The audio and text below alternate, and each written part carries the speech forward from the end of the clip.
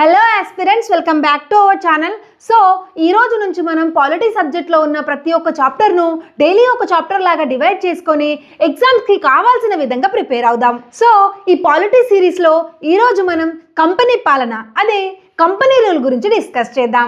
అయితే ఫ్రెండ్స్, ఈ కంపెనీ పాలనలో 1773 regulating act, 1784 Pitt's India act, 1813 charter చట్టము, 1833 చార్టర్ చట్టము, 1853 చార్టర్ చట్టము ఇవన్నీ ఉంటాయి కదా. సో ఈ వీడియోలో వీటన్నింటి గురించి డిస్కస్ చేద్దాం. సో ఇప్పుడు ఈ చట్టాల గురించి ఎందుకు డిస్కస్ చేస్తున్నామంటే, ఈ చట్టాలు కంపెనీ రూల్లో ఉన్నప్పుడు వచ్చాయి. దీని తర్వాత కూడా చాలా చట్టాలు వచ్చాయి, కానీ అవి క్రౌన్ రూల్లో వచ్చాయి. సో ఇప్పుడు మనం కంపెనీ పాలన గురించి డిస్కస్ చేస్తున్నాం కాబట్టి ఈ వీడియోలో ఈ చట్టాల గురించి నేర్చుకుందాం. దీని తర్వాత క్రౌన్ రూల్ గురించి కూడా నేర్చుకుందాం. అసలు ఈ యాక్ట్స్ అన్ని ఎందుకు వచ్చాయి, వీటి వల్ల ఏమేం చేంజెస్ చేశారు అండ్ ఏమేమి ఇంప్లిమెంట్ చేశారు, ఈ టాపిక్ మీద ఎగ్జామ్స్లో ఏ విధంగా క్వశ్చన్స్ అడుగుతారు, ఇవన్నీ కూడా ఈ వీడియోలో నేర్చుకోవడానికి ట్రై చేద్దాం. సో ఇక టాపిక్లోకి వెళ్తే కంపెనీ రూల్. ఇక్కడ కంపెనీ అంటే ఏంటి? ఈస్ట్ ఇండియా కంపెనీ అని మీ అందరికీ తెలుసు కదా. అయితే ఫ్రెండ్స్, మొదట్లో ఈస్ట్ ఇండియా కంపెనీ అంటే ఇండియాలో వ్యాపారం చేసుకోవడానికి వచ్చిన కొంతమంది వర్తకులు మాత్రమే. కానీ కాలం గడిచే కొద్దీ వారి నిజస్వరూపం అనేది పూర్తిగా మారిపోయింది. వ్యాపారస్తులు కాస్త పాలకులయ్యారు, పన్నులు వసూలు చేసే వాళ్ళయ్యారు, చివరికి వాళ్ళ సొంత ఆర్మీని కూడా బిల్డ్ చేసుకున్నారు. అయితే ఈ కంపెనీ పాలనలో బ్రిటిష్ పార్లమెంట్ ఎందుకు జోక్యం చేసుకోవాల్సి వచ్చింది? అయితే దీనికి 3 రీజన్స్ ఉన్నాయన్నమాట. అయితే ఇక్కడ ఫస్ట్ రీజన్ ఏంటంటే, ఈ ఈస్ట్ ఇండియా కంపెనీలో కరప్షన్ అనేది పీక్స్ లెవెల్కి వెళ్ళిపోతుంది అనమాట. అండ్ సెకండ్ రీజన్ ఏంటంటే, పాలన అనేది సరిగ్గా ఉండక అంతా గందరగోళంగా ఉంటుంది. అండ్ థర్డ్ రీజన్ ఏంటంటే, అన్నిటికంటే ముఖ్యమైంది, ఈ ఈస్ట్ ఇండియా కంపెనీ వాళ్ళు బ్రిటిష్ వాళ్ళకి సవాళ్లు విసిరేంత పవర్ఫుల్ అయ్యారు. అయితే ఇక్కడ నుంచి అసలైన కథ మొదలవుతుంది. అయితే ఈ ఈస్ట్ ఇండియా కంపెనీలో కరప్షన్ని ఇంకొన్నిటిని చేంజ్ చేయడానికి వచ్చిన యాక్ట్సే ఈ regulating acts, Pitt's India acts and charter acts. So అర్థమైంది కదా. సో ఈ కంపెనీలో కొన్ని చేంజెస్ చేయడానికి, వాళ్ళ కరప్షన్ని కరెక్ట్ చేయడానికి వచ్చిన యాక్ట్సే ఈ యాక్ట్స్ అన్నమాట. అలా వచ్చిన యాక్ట్స్లో ఫస్ట్ యాక్టే 1773 రెగ్యులేటింగ్ యాక్ట్. సో ఈ యాక్ట్ వల్ల ఏమేం చేంజెస్ చేశారు, ఏమేమి ఇంప్లిమెంట్ చేశారు అనేవి తెలుసుకుందాం. 1773లో అసలు సమస్య ఏంటో తెలుసా? అయితే ఈ ఈస్ట్ ఇండియా కంపెనీలో బాస్ ఎవరో తేల్చుకోలేని పరిస్థితి ఉండేదన్నమాట. అయితే అప్పట్లో బ్రిటిష్ వారి చేతిలో ఉండే ప్రాంతాలను ప్రెసిడెన్సీలు అనేవారు. ఈ ప్రెసిడెన్సీల్లో బెంగాల్, మద్రాస్, బాంబే అనేవి పెద్ద ప్రెసిడెన్సీలు అన్నమాట. అయితే ఈ 3 ప్రెసిడెన్సీల్లో ఉన్న సమస్య ఏంటంటే, ఒకదానితో ఒకటి సంబంధం లేదు, ఎవరికి వారే యమునా తీరే అన్నట్టుగా స్వతంత్రంగా ఉండేవి. అసలు కోఆర్డినేషన్ అనేది ఉండేది కాదు. ఈ కన్ఫ్యూజన్కి పులి స్టాప్ పెట్టడానికి 1773 రెగ్యులేటింగ్ యాక్ట్ను తీసుకొచ్చారు. అయితే ఈ రెగ్యులేటింగ్ యాక్ట్లో ఫస్ట్ ఏం చేశారు? బెంగాల్ గవర్నర్గా ఉన్న పదవిని కాస్త గవర్నర్ జనరల్ ఆఫ్ బెంగాల్గా పేరు మార్చారు. అంతేకాదు, మద్రాస్ అండ్ బాంబే ప్రెసిడెన్సీలను గవర్నర్ జనరల్ ఆఫ్ బెంగాల్ కిందికి తీసుకొచ్చారు. అయితే ఇక్కడ మీరు ఒకటి అబ్జర్వ్ చేశారా? అయితే ఇక్కడ ఫస్ట్ టైం సెంట్రల్ అడ్మినిస్ట్రేషన్కి పునాదులు పడ్డాయన్నమాట. ఇక రెండవది ఏంటంటే, ఈ 1773 రెగ్యులేటింగ్ యాక్ట్ ద్వారా 1774లో కలకత్తాలో ఒక సుప్రీంకోర్టును ఏర్పాటు చేశారు. ఈ సుప్రీంకోర్టు ఏర్పాటు చేయడం వల్ల బ్రిటిష్ వారు చేసే చట్టాలకు ఈ కంపెనీ అనేది జవాబుదారీగా ఉండాల్సి వచ్చింది. అయితే ఇక్కడ మీకు అర్థమైంది కదా, 1773 రెగ్యులేటింగ్ యాక్ట్ ద్వారా ఏమేమి తీసుకొచ్చారు? బెంగాల్ గవర్నర్ పదవిని కాస్త గవర్నర్ జనరల్ ఆఫ్ బెంగాల్గా పేరు మార్చారు. అండ్ 1774లో కలకత్తాలో ఒక సుప్రీంకోర్టును ఏర్పాటు చేశారు. అయితే ఇక్కడ మీకు ఒక క్వశ్చన్ ఫ్రెండ్స్, 2 క్వశ్చన్స్ ఉన్నాయి. First, governor general of Bengal ఎవరు? అండ్ ఫస్ట్, సుప్రీంకోర్టు ప్రధాన న్యాయమూర్తి ఎవరో తెలిస్తే కామెంట్ చేయండి. ఇప్పటి వరకు రెగ్యులేటింగ్ యాక్ట్ గురించి తెలుసుకున్నాం కదా. నెక్స్ట్ వచ్చేసి పీట్స్ ఇండియా యాక్ట్ అన్నమాట.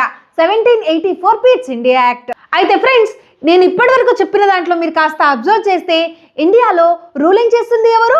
ఈస్ట్ ఇండియా కంపెనీయే. ట్రేడింగ్ చేస్తుంది ఎవరు?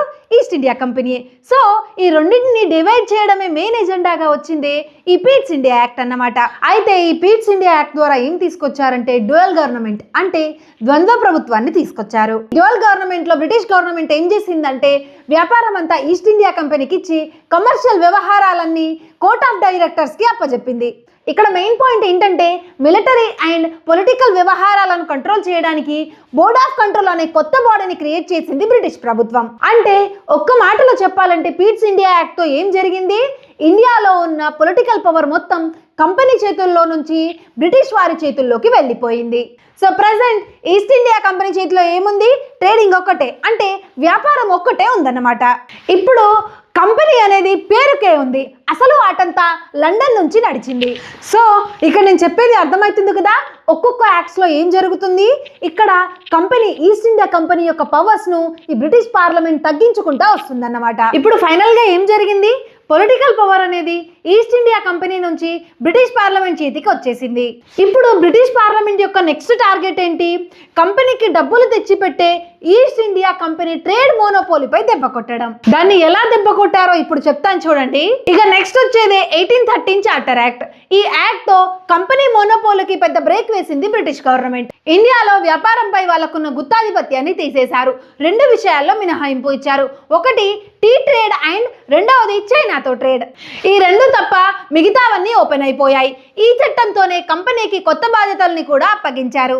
అండ్ ఈ యాక్ట్ తో ఎడ్యుకేషన్ పై 1 lakh రూపీస్ని కేటాయించి క్రిస్టియన్ మిషనరీలను కూడా ఇండియాలోకి అనుమతించాలని చెప్పారు. సో ఫ్రెండ్స్, ఇక్కడ అబ్జర్వ్ చేస్తున్నారా, బ్రిటిష్ పార్లమెంట్ అనేది కంపెనీని ట్రేడింగ్ నుంచి మెల్లమెల్లగా అడ్మినిస్ట్రేషన్కి మారుస్తుంది. ఇక లాస్ట్లో ఒక్క మాటలో చెప్పాలంటే ఈస్ట్ ఇండియా కంపెనీ సిచ్యువేషన్ ఎలా అవుతుందంటే, తన వ్యాపార గుర్తింపును పూర్తిగా కోల్పోయి బ్రిటిష్ క్రౌన్ తరపున ఇండియాలో పనిచేసే ఒక ఏజెన్సీగా మారిపోతుంది. అండ్ నెక్స్ట్ వచ్చిన యాక్ట్ 1833 చార్టర్ యాక్ట్. ఈ యాక్ట్ను ఒక రకంగా గేమ్ చేంజర్ అని చెప్పవచ్చు. ఈ యాక్ట్తో 3 పెద్ద మార్పులు వచ్చాయి. ఫస్ట్ వచ్చేసి గవర్నర్ జనరల్ ఆఫ్ బెంగాల్ అనే పదవిని గవర్నర్ జనరల్ ఆఫ్ ఇండియాగా మార్చారు. అంటే ఇండియా మొత్తానికి ఒక్కరే హెడ్, పరిపాలన మొత్తం సెంట్రలైజ్ అయిపోయింది. ఇక రెండవది, కంపెనీకి మిగిలి ఉన్న టీ ట్రేడ్ అండ్ చైనాతో ట్రేడ్లను కూడా తీసేశారు. ఇక మూడవది, చట్టాలన్నీ క్రమ పద్ధతిలో పెట్టడానికి లార్డ్ మేకాలే ఆధ్వర్యంలో ఒక లా కమిషన్ను ఏర్పాటు చేశారు. ఇక ఈ కంపెనీ రూల్లో లాస్ట్ యాక్ట్ వచ్చేసి 1853 చార్టర్ యాక్ట్. ఈ యాక్ట్తో ఏం జరిగింది, మెయిన్గా సెపరేషన్ ఆఫ్ పవర్స్ అంటే అధికారాల విభజన జరిగింది. ఈ చట్టం ద్వారా ఫస్ట్ టైం చట్టాలు చేసే పనిని, వాటిని అమలు చేసే పనిని వేరు చేశారు. ఇప్పటికీ మన ప్రభుత్వాలు వీటినే అనుసరిస్తున్నాయి. ఈ చట్టంతోనే ఇండియన్స్ కి కూడా సివిల్ సర్వీసెస్ లోకి అవకాశం కల్పించారు. ఇంకా ఈ చట్టంతోనే సెంట్రల్ లెజిస్లేటివ్ కౌన్సిల్లో స్థానిక ప్రతినిధులకు చోటు కల్పించారు. ఇది చాలా చిన్న ప్రారంభమే కావచ్చు, కానీ పరిపాలనలో భారతీయులకు తలుపులు తెరిచింది ఈ చట్టమే. సో 1853 చార్టర్ యాక్ట్ అంటే మనకు ఏమేం గుర్తుండాలి, పవర్ సెపరేషన్ అండ్ సివిల్ సర్వీసెస్లో ఇండియన్స్కి చోటు కల్పించడం అండ్ స్థానిక ప్రతినిధుల యొక్క రిప్రజెంటేషన్ మొదలవ్వడం. ఈ 3 అంశాలు భవిష్యత్తులో రాబోయే పెద్ద పెద్ద మార్పులకు గట్టి పునాదులే వేశాయి అనుకోవచ్చు. సో ఫ్రెండ్స్, ఇప్పటి వరకు డిస్కస్ చేసుకున్న యాక్ట్స్ అన్ని ఓవరాల్గా ఒకసారి చూద్దాం. ఫస్ట్ వచ్చేసి 1773 రెగ్యులేటింగ్ యాక్ట్ కదా. సో ఈ యాక్ట్ ద్వారా ఏమేమి ఇంప్లిమెంట్ చేశారు, ఫస్ట్ వచ్చేసి గవర్నర్ ఆఫ్ బెంగాల్ను కాస్త గవర్నర్ జనరల్ ఆఫ్ బెంగాల్గా పేరు మార్చారు. అండ్ మద్రాస్, బాంబేలను బెంగాల్ ప్రెసిడెన్సీ కిందికి తీసుకొచ్చారు. 1774లో కలకత్తాలో ఒక సుప్రీం కోర్టును ఏర్పాటు చేశారు. నెక్స్ట్ వచ్చేసి 1784 పీట్స్ ఇండియా యాక్ట్. ఈ యాక్ట్ ద్వారా ట్రేడింగ్ మొత్తం కంపెనీకి ఇచ్చి పాలన మొత్తం బ్రిటిష్ పార్లమెంట్ చూసుకుంది. అంటే ఏంటి, ఈ పీట్స్ ఇండియా యాక్ట్ ద్వారా ద్వంద్వ ప్రభుత్వాన్ని తీసుకొచ్చారు. నెక్స్ట్ వచ్చేసి 1813 చార్టర్ యాక్ట్. ఈ యాక్ట్తో ఎడ్యుకేషన్ పై 1 lakh రూపీస్ని కేటాయించారు. అండ్ నెక్స్ట్ వచ్చేసి క్రిస్టియన్ మిషనరీలను మన ఇండియాలోకి అనుమతించారు. నెక్స్ట్ యాక్ట్ వచ్చేసి 1833 చార్టర్ యాక్ట్. ఈ యాక్ట్తో గవర్నర్ జనరల్ ఆఫ్ బెంగాల్ను కాస్త గవర్నర్ జనరల్ ఆఫ్ ఇండియాగా మార్చారు. First governor general of India William Bentinck. ఈ చట్టంతోనే 1834లో ఒక లా కమిషన్ను ఏర్పాటు చేశారు. First law commission chairman lord Macaulay. ఈ చట్టంతోనే కంపెనీ యొక్క ట్రేడింగ్ మోనోపోలీని మొత్తం తీసేశారు. అండ్ లాస్ట్ యాక్ట్ వచ్చేసి 1853 చార్టర్ యాక్ట్. ఈ యాక్ట్తో ఏం జరిగింది, పవర్ సెపరేషన్ అంటే అధికారాల విభజన జరిగింది. అండ్ సివిల్ సర్వీసెస్లలో ఇండియన్స్కి చోటు కల్పించారు. అండ్ స్థానిక ప్రతినిధులను గుర్తించారు. సో ఇది ఫ్రెండ్స్ కంపెనీ రూల్ గురించి.